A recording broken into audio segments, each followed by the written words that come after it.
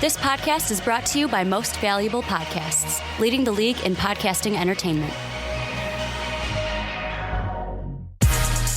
What's up? Real MVPs, Ricky Widmer here, and welcome into another episode of The Draft Room. I'm joined with my co-host, my backcourt. Would we be backcourt or front court, Dave Elster? I mean, we're way too short to be one of those, and we're still too short to be the other one. If we were hypothetically playing, would we be front court or back court? Hypothetically playing, I can't shoot. So we're front court? We're a very small front court? We are the smallest. Small ball 5 and 4? Yeah. See, here's the thing. People always said in the comment section, like, oh, these two, they look like they've never played basketball before. I'm sorry, mister who kept saying that. I played a great 5th and 6th grade basketball, I will say. Here's the problem I had, though, Dave. Mm-hmm. First off, welcome into the draft room. This is the kind of stuff you get to see and hear before the podcast originally starts. Here was my problem. I was a chunky kid, so my coach would always be, I'd be like, I feel like I should play point guard because I can pass the ball well. That was the one thing I could really do. Hey, You're over there that's open. Let me hit you with a nice fundamental bounce pass. Love the bounce pass. That was my jam. Love the bounce pass. But my coach would be like, no, you're a big body. Let's put you at the 5 or the 4 because you're a big body that can push them around. Yep. And I'm like, everyone's got like a foot on me. Yeah. I was on a team where I wasn't really allowed to shoot because there was somebody else on the team who might have been a coach's son who got all the shots. Might have been taking half-court shots if I remember. Might have been Steph Curry before Steph Curry, but much worse shooter. Let's put it this way: I make Ryan Dunn look like a good shooter. And if you've seen him play, he's not exactly Steph Curry out there either. So yeah. But this is the draft room where we talk about NBA, well, NFL and NBA. This is the NBA week here for the draft room. Got an interesting topic for today. Before we get into it, though, a little bit of housekeeping. Join the MVP Discord if you're not in already. Greatest community in the universe. Down below in the description with our Patreon page. You can check out our sponsor, BETUS, for the video. Learn about them later. We're on Apple Podcasts, Spotify. You can catch us in your car. If you can't watch us on YouTube, we're there as well. And then if you like and love what you're getting here, hit that sub button, hit that like button. And if you're on Apple Podcasts and Spotify, give us a rate and a review because that would help us greatly. But Dave, we're talking NBA draft, and today we're talking Ron Holland because there's an interesting little snippet that's kind of making its way through, but nobody knows exactly why. So basically, and I wish I had an article, but not many articles are talked about it. Not many people on Twitter have. Yeah. They've mentioned it, but they haven't mentioned a reason. And basically, it seems that Ron Holland has shut it down. But nobody knows why. Nobody knows if he's injured. Nobody knows if it's just because, like, you had read something to me before we started that him and Modest, like, they were looking at a 35-game, like line target. They're 35 games in the G League. He's at 29. Is it he got close to that and just said, screw it, I'm done? But basically the question I'm asking, and yet again, if we record this, we're recording this right here on the 15th at 8:30 Central Time. If, let's say, putting injury to the side, if we find out that it's a seriously injury, this whole question can be asked, but it's different. I'm going to ask you, putting injury to the side, Ron Holland shutting it down, does it hurt his draft stock? Or does it do nothing to his draft stock? Because it ain't going to help it, right? Well, can we give the context of, like, we saw that he was replaced in the Rising Stars game? Or what? So, Imoni Bates is replacing him in the Rising Stars game. Our boy, Adama Sanogo, is replacing him in the G League Up Next game. So, he's replaced in both of them.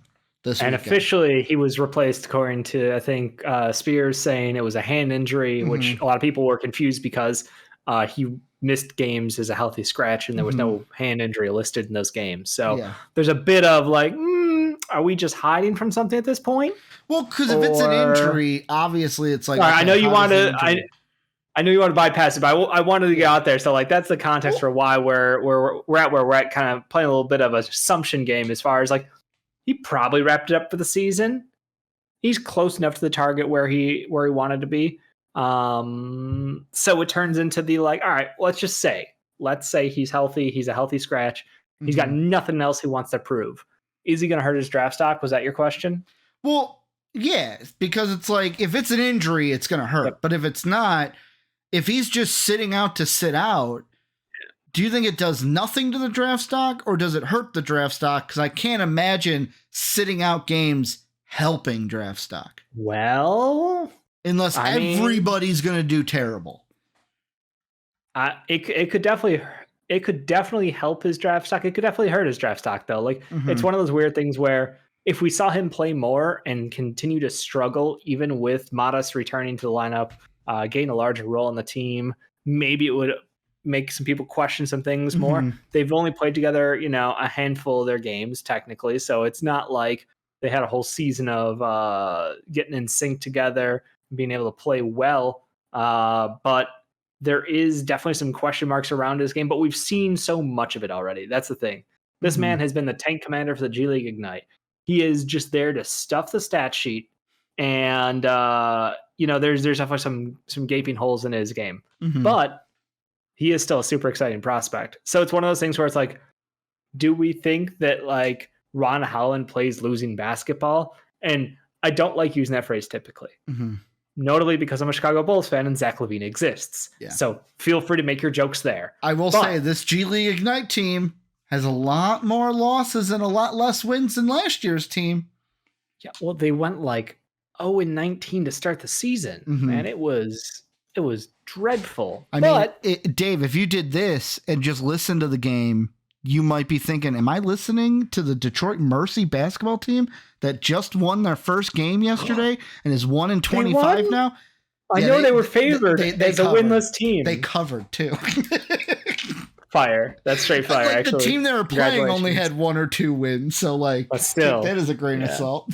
But go on. Anyway, the point I'm making is like, I wouldn't read into it that far. Like we talked in our first episode about how the G League Ignite roster was really not built well, and it felt like they just kind of threw together names, but they didn't get the actual right pieces to be, you don't have a primary point guard. You don't have like someone out there who can lead the young guys in the way they needed and run an offense. And the coach maybe wasn't necessarily trying to do that well. We don't know, but Ron was basically allowed to go get his numbers. He showed us offensively super go mode. Like this man is 110% full throttle at the rim. His shot selection's not great, but also his shot's not great. So it's kind of a mixed bag. But what you love Ron Holland for is being Ron Holland, because in a fast break, he's terrifying. Oh, you got a fast break on his team? Watch out from behind you, because he will come like a freight train and try to like LeBron block you. Like he's an incredibly athletic defender. He's great size for a wing. Like I know he's not the 6'9" people were saying he might be. Like he's probably closer to 6'6". We'll see when the official measurements come in. But just uber athletic, massive engine, and an absolute dog on defense. But the fact that he kind of got overexposed because G League Ignite's failings, I think maybe that's why he was like, you know what? I can get 25 a night in the G League. Just that's what he was good for. It was like, no worries.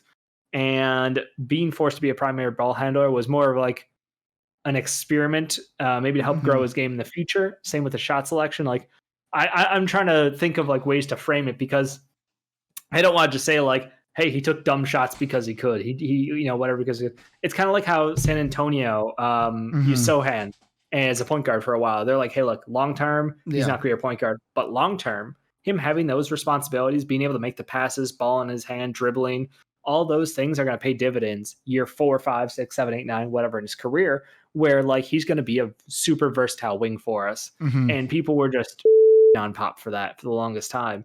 And I do think that it was just a case of like, look, this year is really just kind of a mess around year where we got Wemby. We love what we've got. We're not trying to win games. We still got a whole bunch of holes in this roster to fill. So like we could just work on player development this year. So I feel like that it's very similar. Like Ron Holland got a chance to work on a bunch of stuff that he was not great at yet, but we saw him kind of getting grooves, and that's the encouraging thing.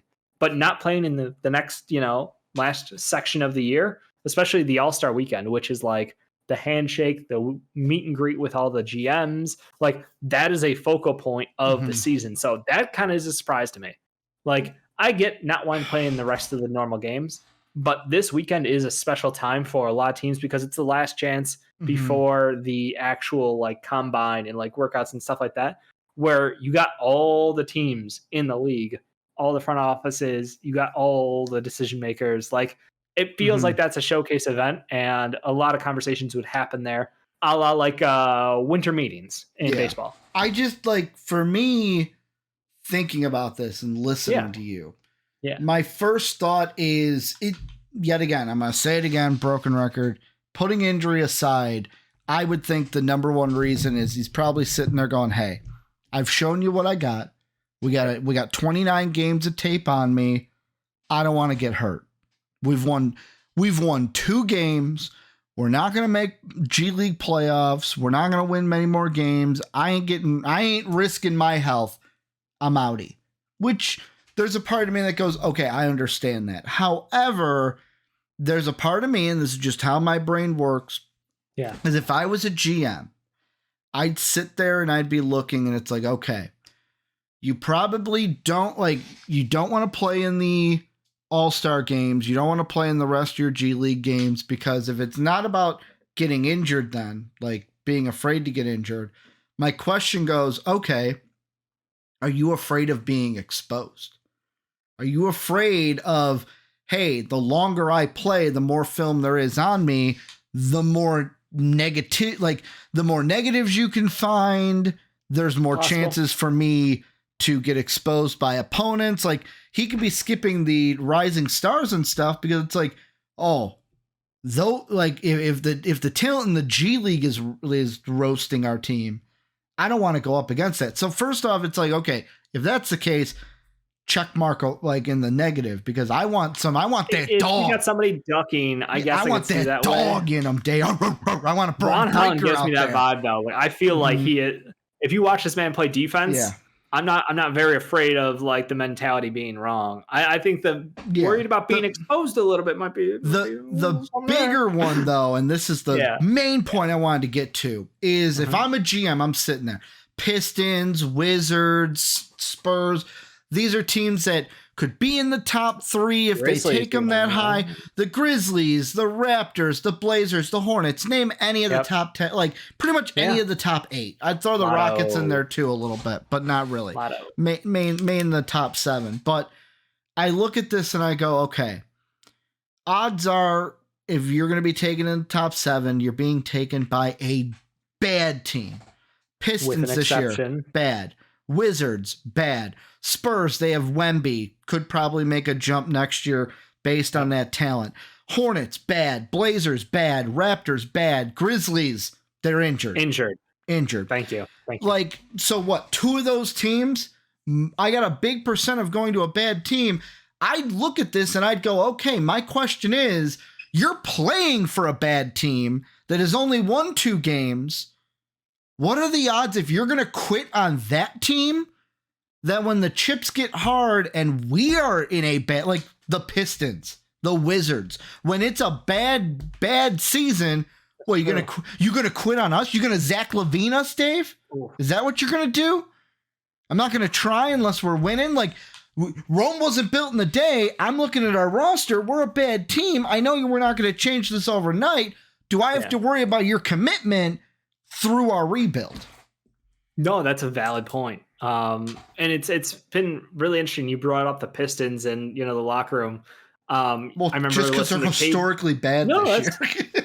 And they're not far off of the Wizards' Sixers pace. Oh, okay. The Wizards, I think, are the 1 game. I'd have to double check. Like a historically bad streak, but somehow still not. Kyle Kuzma. Hey, well, I'd hate to be them. Hey, buddy, you're not much better. that. But listening to the interviews from like Cade Cunningham talking about like people are talking about like, hey man, you don't look so good out there, all this stuff about it. And he's like, look, I just want to win. 1 game. 1 game difference from historically bad to just like this place is a circus in DC. 8-46, 9-45. Yeah, let's put it on the table. I'm just saying they're not that far apart. Hi, everybody. Just want to take a quick moment out of today's podcast to tell you about our sponsor for today, BETUS, a sports book that has it all, whether it's basketball, hockey, football, soccer, whatever you like to bet on, BETUS has you covered. And they are offering our viewers and listeners today a 125% sign-up bonus just for using our link down below in the description. So go ahead, use that link down below and get your 125% sign-up bonus, BETUS. And now, let's get back to the podcast. But yeah, like Cade was talking about, like how mentally it's hard because like he knows he was struggling, but all he wants to do is win. He's like, I personally don't care about my stats. I want to win games. Like, great, love to hear it, but also would love to hear if you made some more shots out there, look a little better. That might help the team win. But it doesn't help when your front office and coach are sabotaging you, playing Killian Hayes 25 minutes a night. But Killian ain't there no more. Can't do that no more, Dave. I told you. Yep, I told you they moneyballed the shit out of that team. But yeah, I think the losing thing is kind of a truth. It's a hard truth at the top of the lottery. Like, I'm sure Wemby's not thrilled that he's just losing a ton of games, but I'm sure having Pop around to help kind of show the bigger picture of like, hey man, this is year one. We're not even worried about year one. We're not even worried about year two. We're worried about how we're going to build a dynasty with the greatest prospect, whatever, it's just awesome. So it's different pitches for different teams. And not every team's going to have a Popovich there to tell you a grand plan about how they're going to make this work. So Ron Holland could end up on one of these teams that absolutely is going to win 12, 13, 14 games next year, especially a team like Portland. They're a team which they've got pieces which everyone loves, but is dangerous. So I hope they turn it around, Dave. Knocking on wood. Same. Blazers in the playoffs. Let's go. Let's hope for it. Scoot, Shaden, Ant. Dave, I want their pick. That's too. I forgot we're selfish. I forgot we're selfish here. I love young talent though. I love so many guys on the team. But the point is valid, and that's how I just wanted to let you know that, like, yes, Ron Holland could. There is a mental toll for that. I'm trying to remember. Like, I know there's a docuseries kind of following them around, talking to the team a lot. So there's the G League is trying to do their best as far as media, and I think they're doing a great job, honestly, compared to a lot of NBA teams as far as coverage. So love that. Keep putting it out there. He seems like just an absolute competitor, though. Like, that's what's weird to me. Like, I feel like he's maybe just going out on a high note because he had a good game. They got their win. Like, hey, you know what?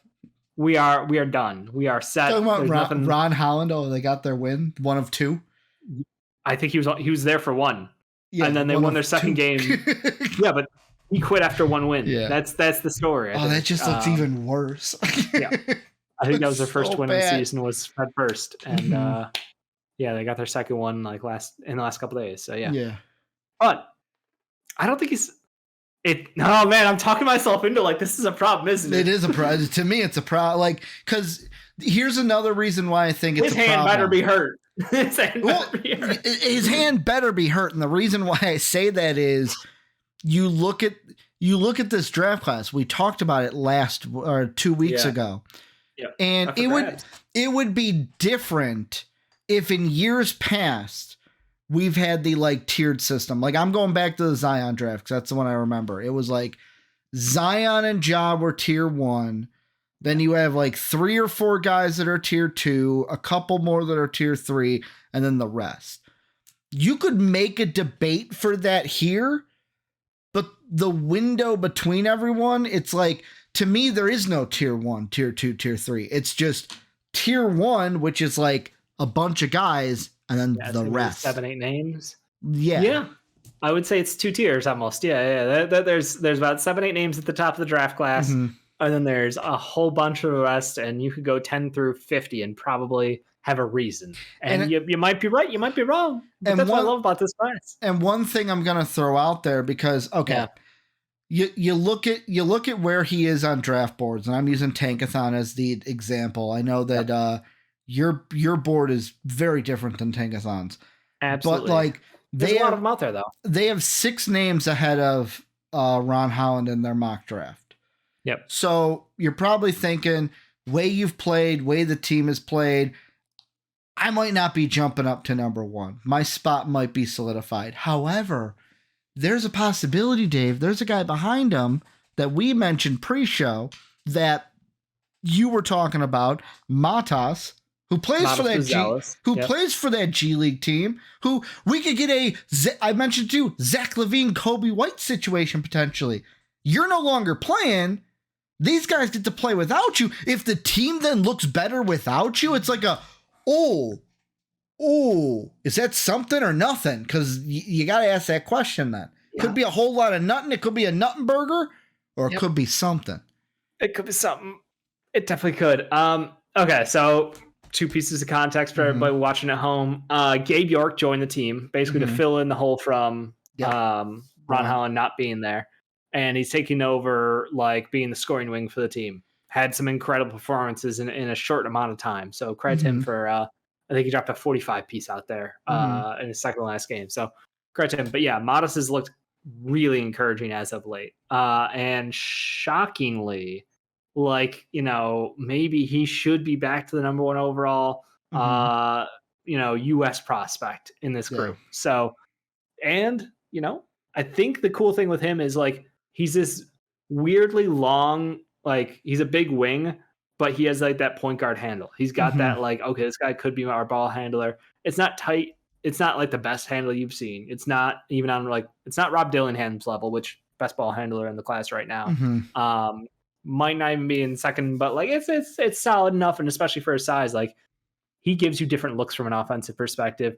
Defensively, he's not going to bang down low in the paint and win out a bunch of matchups, but genuinely, that's not the point of him. He's a solid to a weak side defender. He's a good 4, and he's got the upside of being like a 4 who's a primary ball handler, or at least a secondary ball handler at the next level. He's not out there trying to create a billion assists for everybody, but I do think that he's someone who is way better than a lot of people expected, because he came in looking so frail. Like, as far as prospects go, like, I know Wemby playing in France was like stick man over there. He was like absolutely straight twigs, and that's like professional training and everything for years. BETUS was like scary skinny too. But he's done a great job. I listened to him talk a couple interviews, talking about how he's put on like 15 pounds in the last year. He's still aiming to put on more. He's getting stronger, but like for somebody who's like 6'10", 6'11", with his rebounding ability, his size, his vision, and his ability to dribble, like kind of a do-it-all kind of guy. I think as a power forward, just a massive wing out there. The potential, that P word, is off the charts. And there's also one thing that I'm thinking about here. Yeah, you mentioned it, the U.S. players. Yeah, and looking at, and of course I'm going to list off a wide range just because of what this draft class is. Yeah. So basically, you look at Walter, Williams, Shepard, Castle, Filipowski, Dillingham, and then I would like Klingon. That's where I would draw the line with I'm looking at the Tankathon mock draft. Yeah. All of those dudes, except for potentially Cody Williams. All of those guys have one thing in common, Dave. Do you know what that is? What's that? Cody's the only one who right now it's on the bubble whether he'll be in this group or not, but all those teams are going to be in the tourney. Colorado's the only one right now. They're, according to Joe Lunardi, in the next 4 out. So they got to win some games coming up before we get to Champ Week, and then Viva Las Vegas, make a run in the Pac-12 tourney. How many guys are even going to, like, because of what this draft class is, if someone balls out in the tournament, who falls in love? Like, oh, man. And tourney time is time for guards. Yeah. Like, that's... And March is made for guards and 3-point shooters, baby. Yep. Backcourt. So you got somebody like Rob Dillingham, who's, already convincing a lot of people that probably is worth a top 5 pick, top 6 pick. He could go higher than that. Jacoby's been struggling. He's... way down my board, but he's still got potential just because he can still get hot from 3. I don't know. There's definitely a lot of guys who could move around. You're absolutely right. Cody is just the weird case of, like, he's good when he plays. Colorado plays better maybe without him sometimes. I hate to say it. And also now he's back with the mask because he got hurt in practice, messed with it. So, like, when he is back to healthy. I don't know how long the mask thing is. If it was a 2 week, how long they're going to keep that on for till he's comfortable. But he looked terrible against Arizona. So I expect him to try to bounce back because that's not the lasting impression, you want to leave on people. So I think, Cody and Rob are the two guys who could stay ahead of him in a lot of people's boards. But like, I 100% think like Modest, Ron Holland, and Tyler Smith should be all considered top 10 picks on people's boards, like, or at least in the top 10 range. Let's put it that way. Because we talk about Modest being a massive like guy who's picking up that momentum and starting to shoot better, starting to get more comfortable, and especially playing off ball from Gabe York now. Like, there's just Gabe York's a G League vet. Like, great job. Super interesting story if you want to know more about him. Series on Amazon. They did a showcase on him. He's in that, like, he's probably too good for the G League, but teams in the NBA haven't quite given him a chance. He's been hurt every time he kind of starts building that momentum up. Ricky, late night, I can see you over there yawning. I am, dude. You're fighting it. So here's the thing. I just got hit with it happened the last 5 minutes. Yep. I'm like, dude, I feel fucking exhausted. Same thing happened yesterday. I was playing Pal World, and I'm just like Soapy and I are chilling there in a Discord call, and all of a sudden I'm like, I'm doing one of these. You're out cold. Yep. I didn't snore, but then I was like, you like wake up and you're like, did I snore? Did I say something? He didn't say anything. Do I play it off? Do I not play it off? What do I do? But I'll refocus on draft. Sorry, I was looking, and I was gonna say, how high would you have Tyler Smith? He's in my top 10. Tankathon has him at 20 to the Sixers. Yeah, well, Tankathon is straight up stupid for that choice. How you can watch this man continue to thrive, being one of the most consistent 3-point shooters. They still got Isaiah Collier at 14 too. Who knows? He could bounce back. He came back from injury, and has looked decent. But Tyler Smith, absolutely a stud from the outside. Great 3-point shooter. Getting a little more comfortable taking it off the dribble, taking guys off the dribble now. But he doesn't have a handle yet for that. It's not like he's a massive threat to blow by guys. Like, that's a move he's going to work on as far as like pump faking to blow by. Like, but look, he's a really, really polished shooter. He's a good enough defender. Like, I don't understand what I'm missing on him and what other people are looking for, because you have an above average shooter from 3. He's proven to hit high percentage shots elsewhere on the floor. He is a decent shot blocker. He is a good enough defender. I don't like 6'10", 6'11". What are we missing here? He is the epitome of stretch 4. He ticks every freaking box you want. I see what you did. Every freaking box. I might bleep it just because. Okay. No, I won't. But he gets hot. It's not like he's a streaky shooter. He just gets hot on top of being a good shooter. So it's one of those confusing things where something's out there that like people just don't want to reevaluate, where they put him initially, because he was so much further down people's boards. And there's some that like people are resistant to change. We have a large sample with Tyler Smith. It's not like it's new. He played in the OTE alongside Rob Dillingham. Guess what? The OTE now, back-to-back years, bangers in the draft. I get it that they're not playing in the OTE this year, but they were graduates of the OTE. And now, obviously, Tyler Smith killing it for the G League Ignite.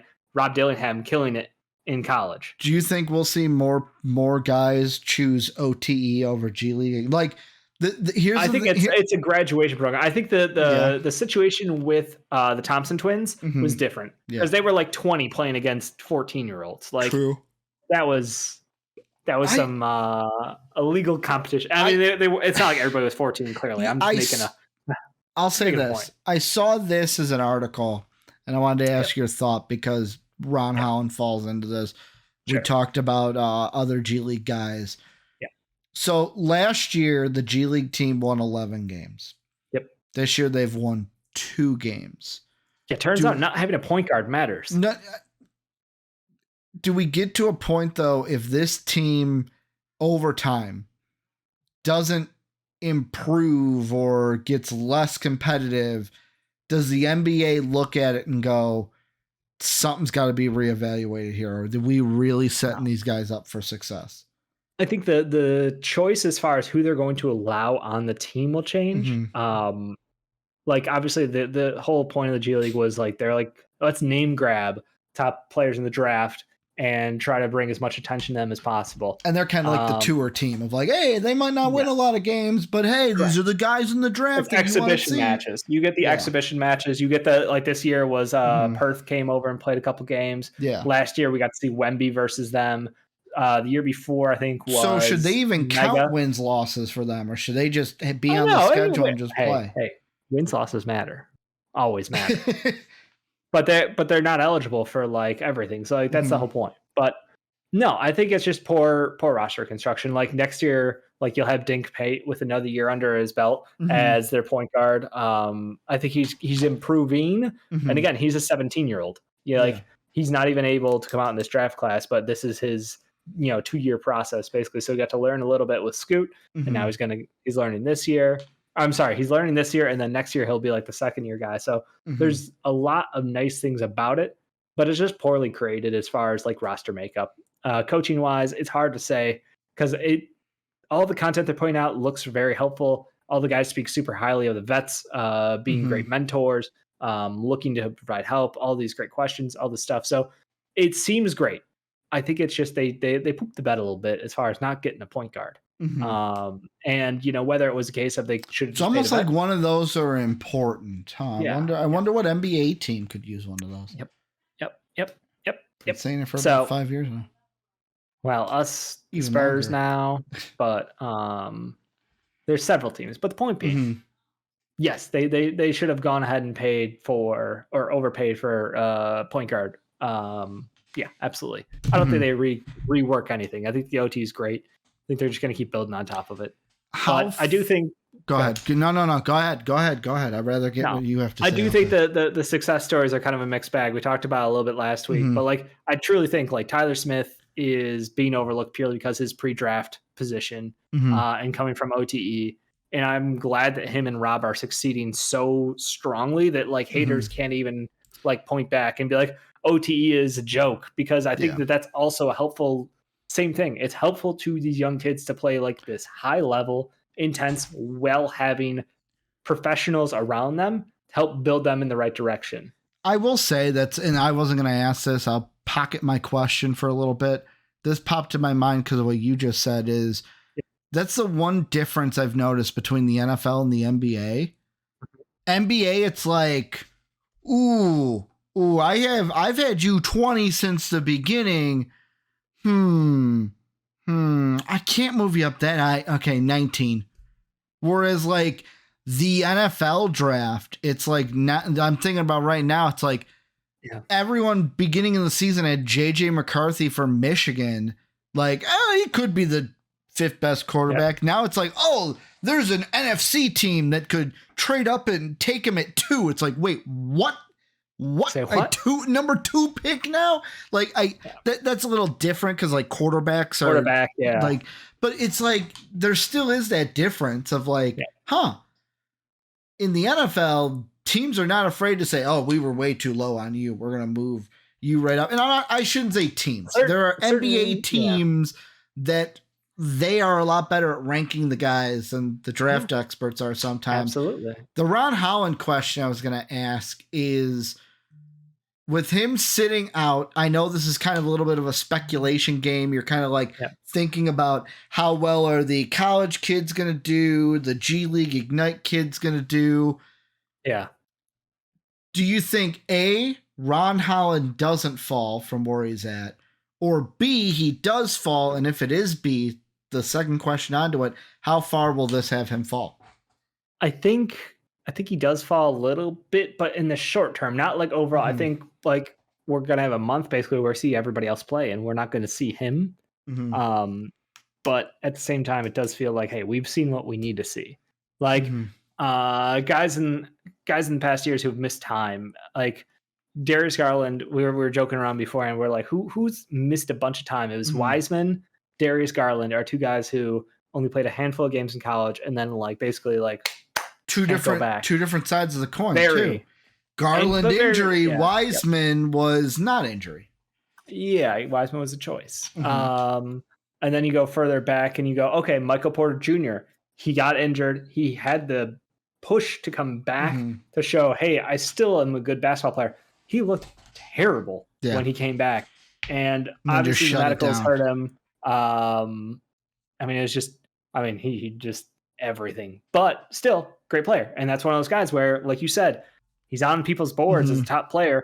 Do you trust the process? The guy who shot dog in college in his 3 games, like, it is what it is. Gigi Jackson, someone who notoriously did not play well in college, but played full throttle. I did not. That's sarcasm, Dave. Him and who's your other fave? Didn't you like a kid from Indiana? No, you hate a kid from Indiana. This year I hate a kid from Indiana. No, wasn't it not the dude on the Warriors, not TSJ. No, not TSJ. I like him. I thought there was a kid from Jalen Hood-Schifino. Yes, that's it. Straight up hate him. Yep. As a prospect, not as a person. Let me clarify that. Just nothing but the best wishes for you, man. Straight up hate him. just as a prospect, I did not like you. But yeah, like there's a lot of guys who I like and don't like. But like that's those things where G.G. Jackson was a top prospect and he stepped up a year and he played terrible for the majority of the year. But people had this idea in their head of like, hey, this guy's going to succeed. This guy can still succeed. And the Grizzlies are a team that are always pushing the forefront on drafting, and they're always credited for that. Not everything's a hit, but they try things.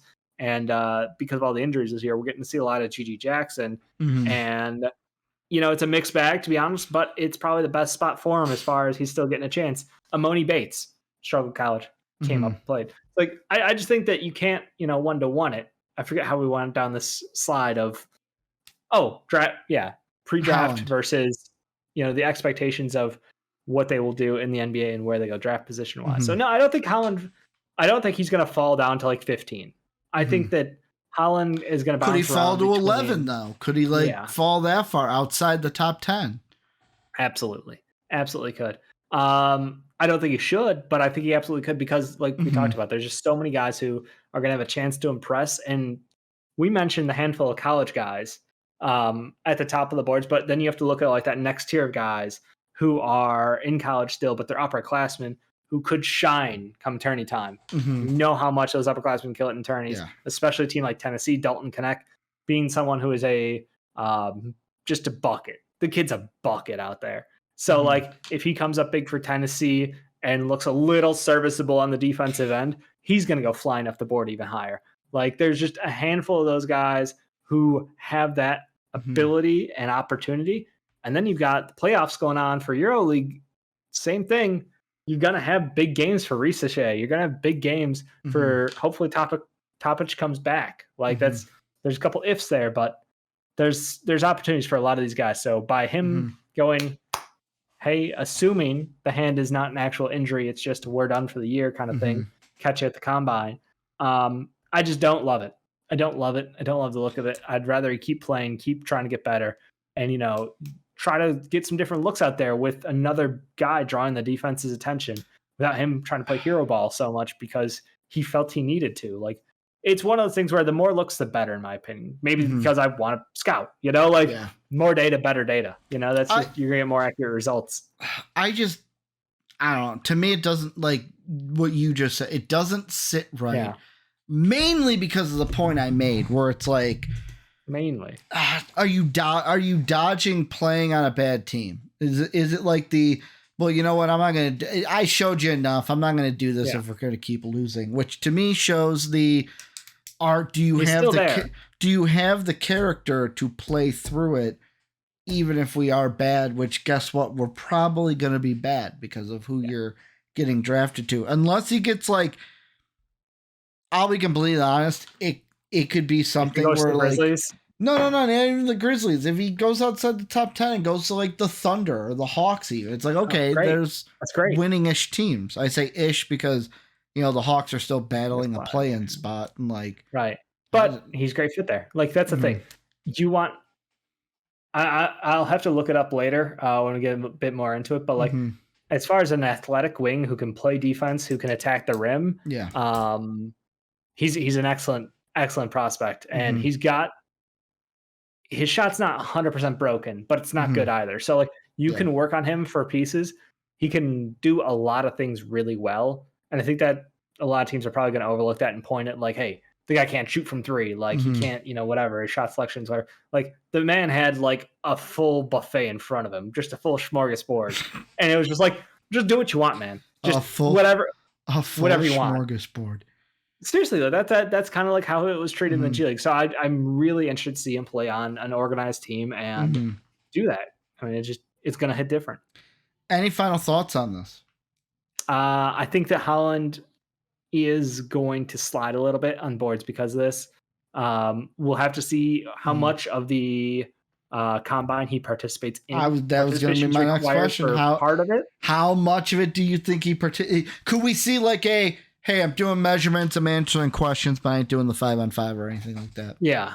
I know they are requiring people to show up now, at least. I don't know how much of a participant you have to be, though. So that'll be interesting to see. At least measurements, I know that from the top of my head, because there are a lot of people who are like, who's hiding from this? Yeah.